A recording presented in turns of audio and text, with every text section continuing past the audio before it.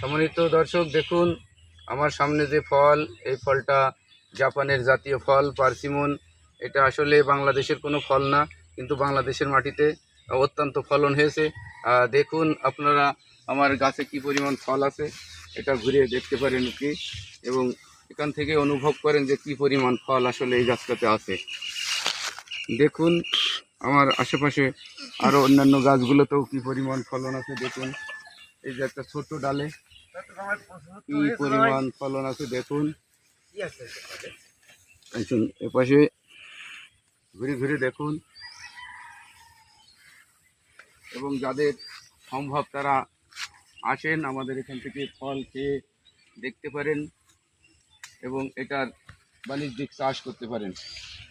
আশা করছি ভালো কিছু একটা হবে বাংলাদেশের মাটিতে এর যে অবস্থা। আর আমার এখানে আসলে দেখছেন বিনা যত্নে, এটা যত্ন করতে পারলে আরও ভালো ফলন দেবে বলে আশা করি। এবার আপনি একটু দাঁড়ায় দাঁড়ায়